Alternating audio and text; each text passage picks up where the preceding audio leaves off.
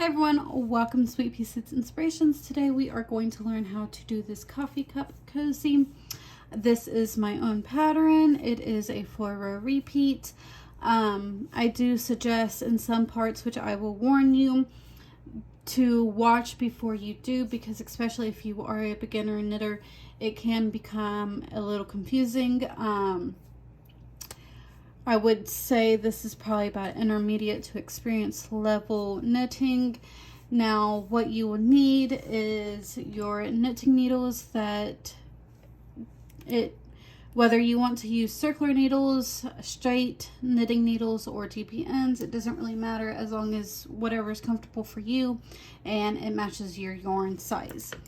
You will also need some scissors, your tapestry or darning needle.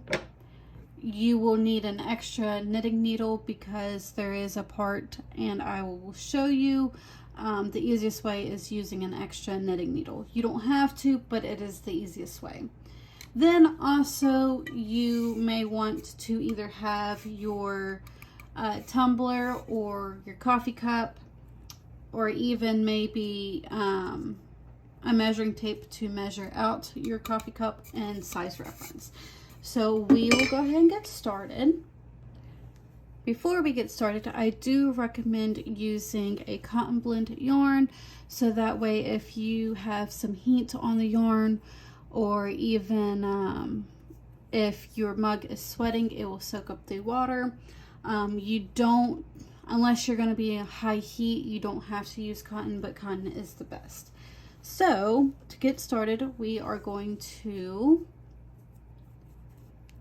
cast on 17 stitches. Now you can cast on any kind of way that you would like, but again, that was casting on 17 stitches. So for row 1, this is not the repeat round just yet. This is just to give it a little bit of a border and easier way to attach the ends together. So we are just going to knit straight across.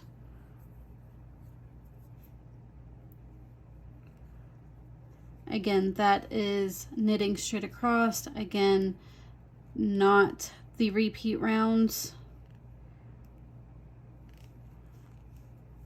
So when you reach the end, you should have an equal of 17 stitches. And I will meet you back then. So for row 2, we are just going to purl straight across. Again, this is not part of the repeat round. And once I get all of my purl stitches done, I will meet you then, and we will start on the 4-row repeats. We are now going to start on our first row repeat, and we will start off with a knit 1, purl 4,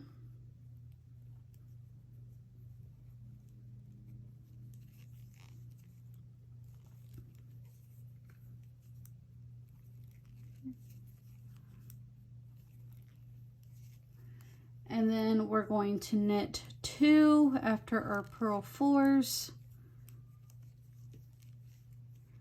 And now we are going to do an M3.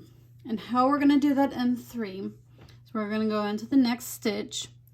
We're going to knit as normal, but we're not going to take that stitch off of the needle just right now. You're going to yarn over as if you were to purl.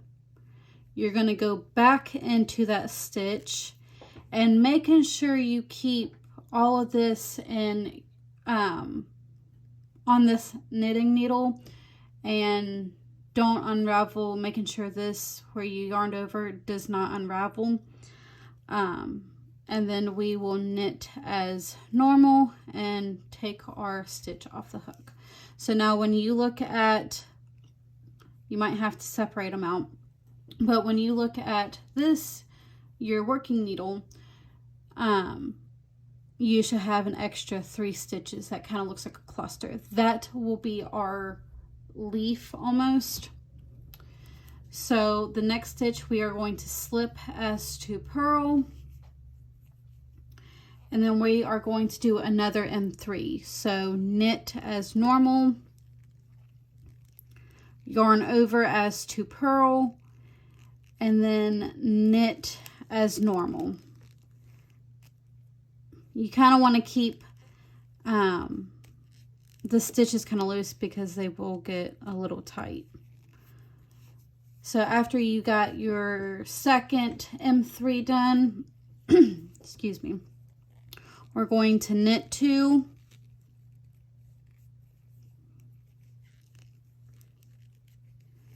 purl 4,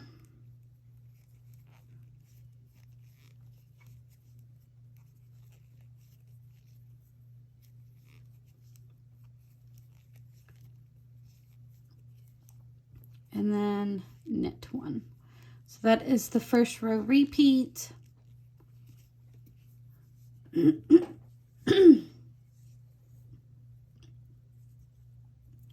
So the second row repeat, we're going to turn our work.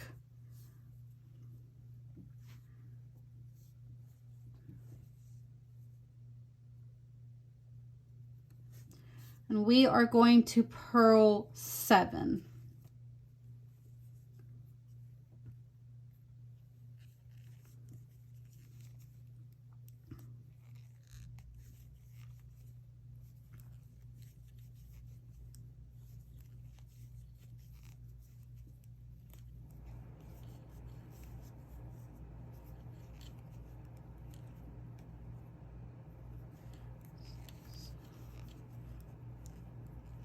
You should come up to that M3, or the leaf stitch is what I guess we can consider it. We're going to slip as to purl, then 3 stitches. Then we are going to purl 1.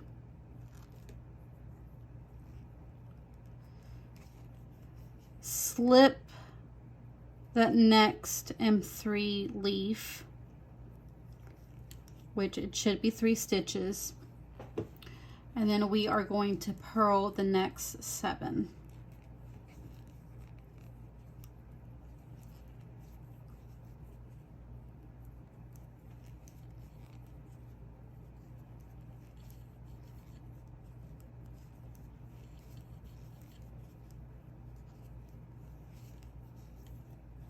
That is the second row repeat. So for row 3, making sure your extra knitting needle is handy. And we are going to knit 1, purl 4,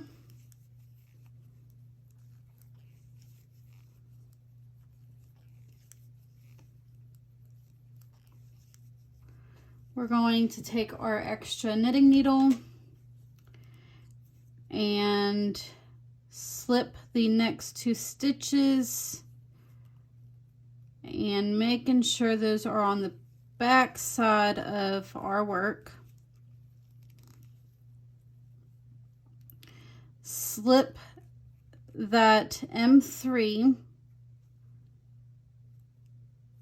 onto your right knitting needle. So now we are going to take these 2 stitches that we placed on the extra knitting needle and put them back on our left knitting needle. Again, they should be on the back side of our work. And then you're going to slip that M3 back onto our left knitting needle. And then you are going to do a knit 3 together. Knit 2,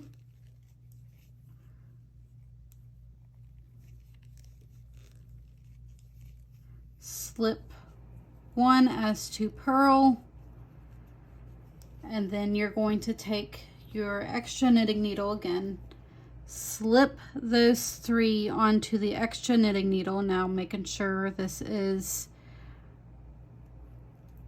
on the front side of our work.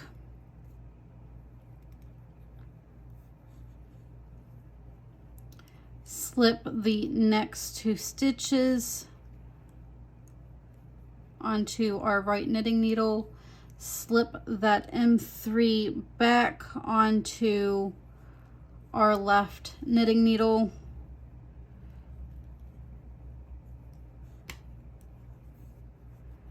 slip the the 2 stitches that we put on our right back onto our left knitting needle.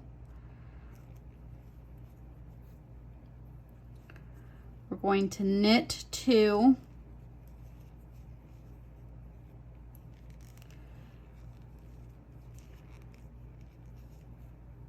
and then knit that M3 together, but on the back side only, or back loop only.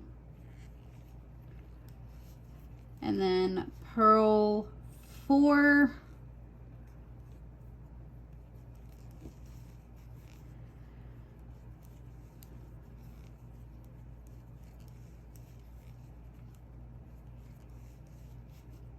and then knit 1.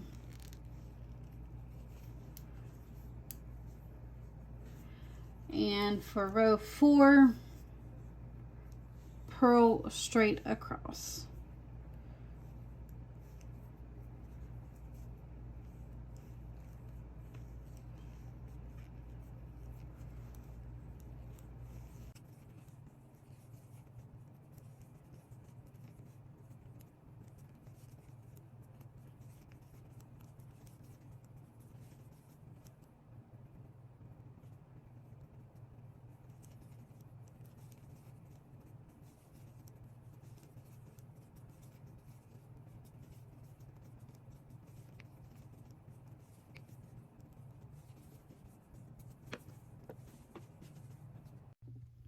You will continue doing the 4-row repeat until you get to your desired length. I think I did about 48 rows plus the 2 extra at the bottom, so I should have 50 rows.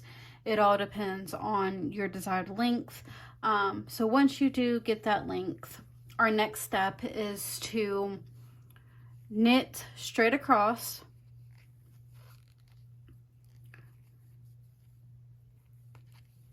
This is like at the bottom, it's just giving it a little bit of a border and easier way to sew your 2 ends together and gives it a finished look. So again, that is knitting all the way across.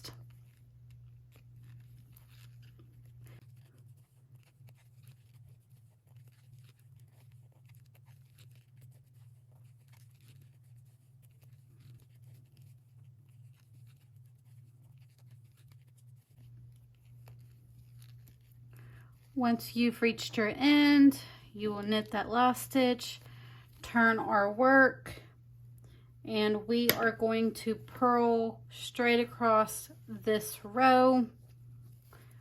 And then after this row, you will bind off. Again, that was purl straight across,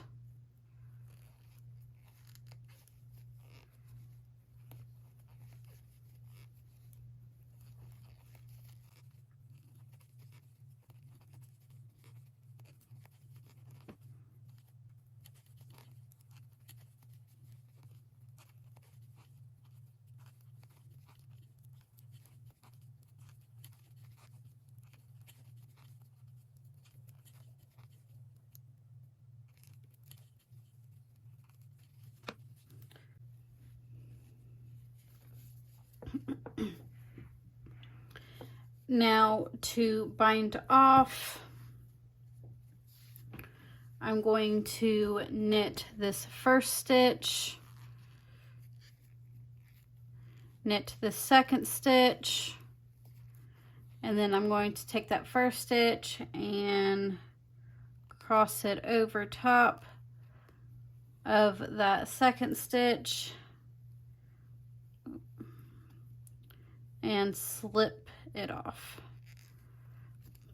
Again, knit the next stitch, slip the first stitch over the second stitch, and slip it off. And you will just continue doing that until you've binded off all of your stitches, and then I will meet you to sew in the two parts together, or the two ends together. After you've gotten done binding off your work, you're going to cut your yarn and you're going to take the two ends, and we are just going to sew these two together.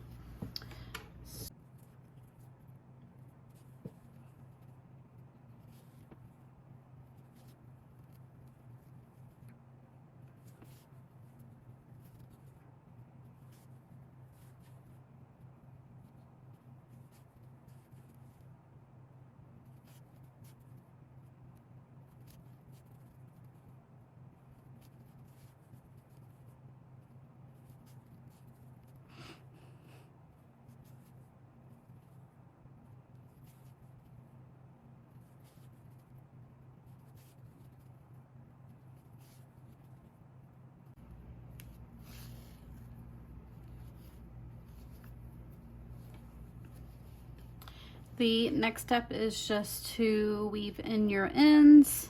After you weave in your ends, there is your coffee koozie. I appreciate you guys hanging out with me today. I hope you enjoyed this tutorial. If you have any questions, comments, or concerns, please feel free to email me, and I will see you guys next time.